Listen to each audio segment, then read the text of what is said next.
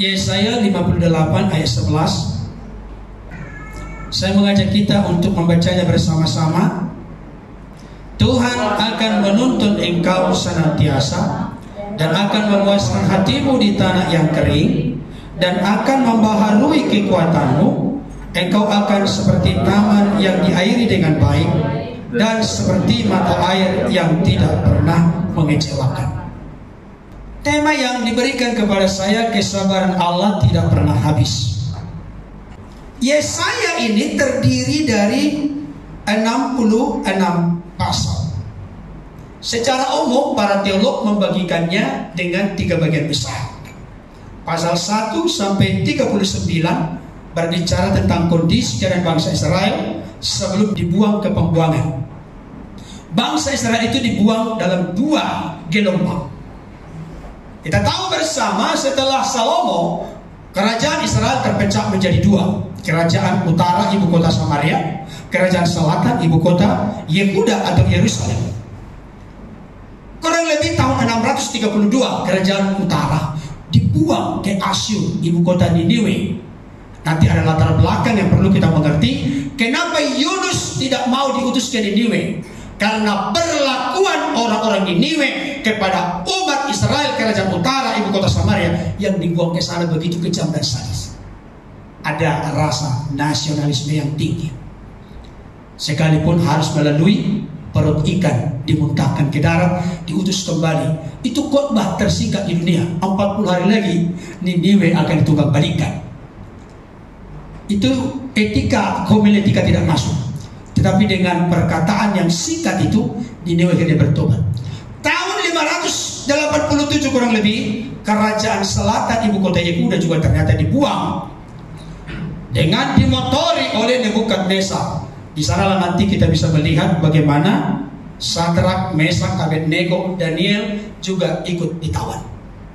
Ada sejarahnya. Bapak Ibu Saudara, pasal 1 sampai 39 sebelum dibuang. Pasal 40 sampai 55 mereka berada dalam pembuangan. Tetapi pasal 56 sampai 66 mereka sudah kembali dari pembuangan.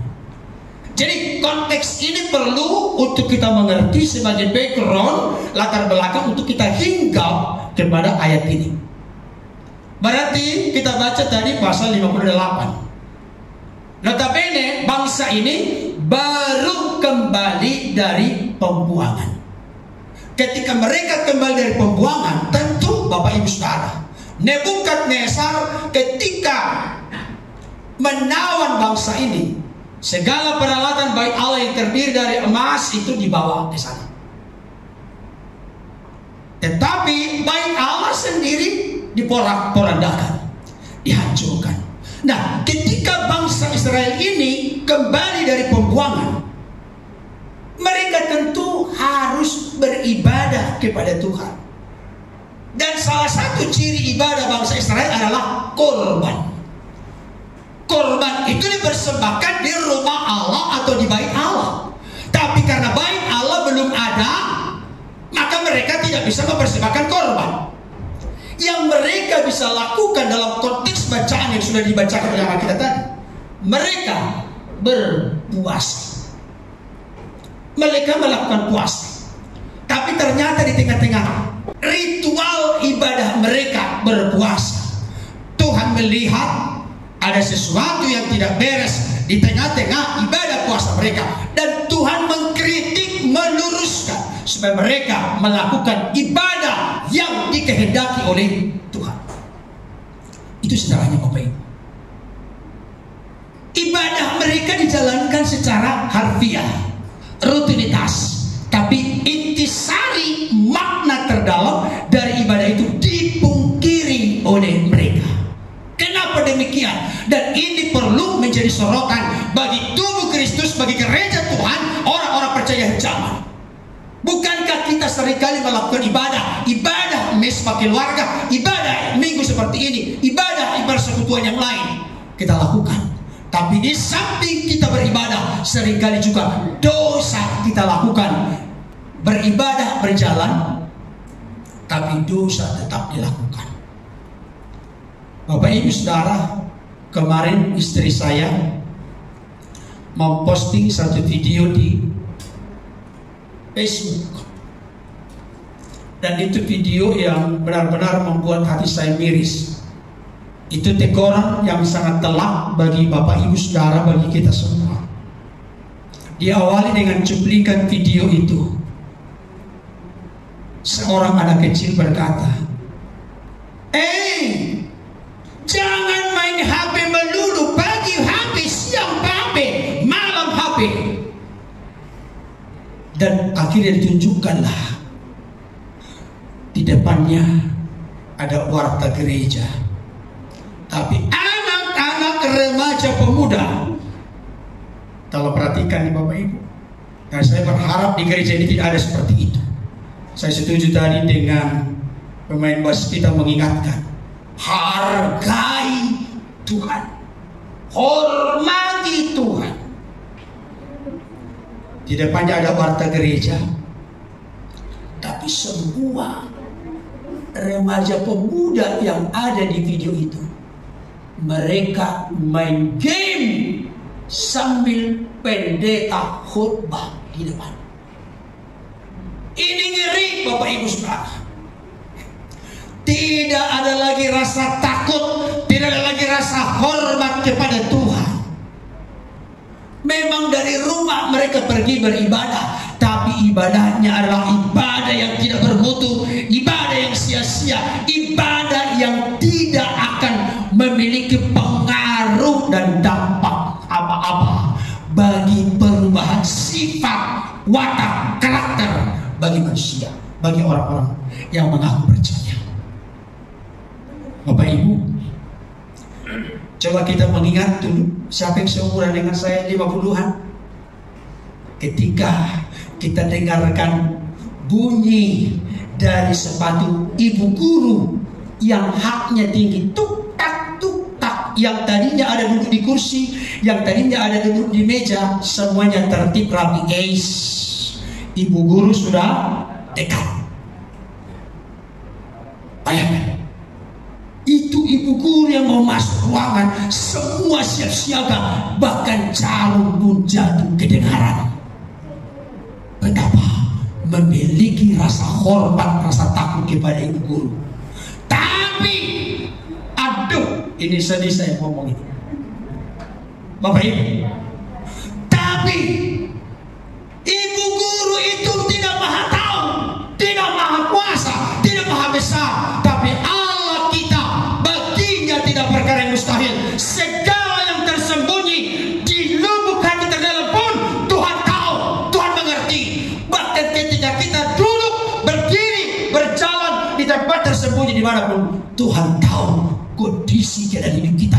Tapi kenapa sekarang ini manusia telah diarahkan lebih takut, lebih hormat kepada manusia daripada takut dan hormat kepada Allah Sang Pencipta? Kalau lagunya sih hebat sekali, aku mengasihi Engkau Yesus. Langsung Bapak di surga ngomong apa? Dasar kau munafik kau. Bukan nabi pikiran kotor gitu. Bapak Ibu Saudara, ini sangat mengerikan. Mereka memang beribadah, mereka memang berpuasa, tetapi pada dasarnya mereka memungkiri intisar dari ibadah. Mereka tidak sungguh mengasihi Tuhan. Mereka memperlakukan orang-orang lain termasuk hamba-hamba mereka dengan cara yang sangat kejam.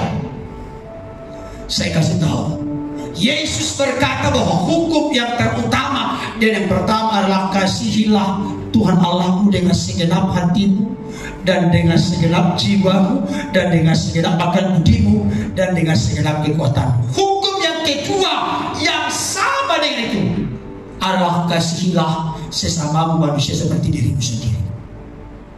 Saya mau katakan, relasi hubungan orang yang beres dengan Tuhan, yang benar dengan Tuhan, yang sungguh-sungguh tulus, sungguh-sungguh ikhlas dengan Tuhan, itu akan terlihat secara real, nyata, konkret bagaimana dia berperilaku kepada sesama manusia.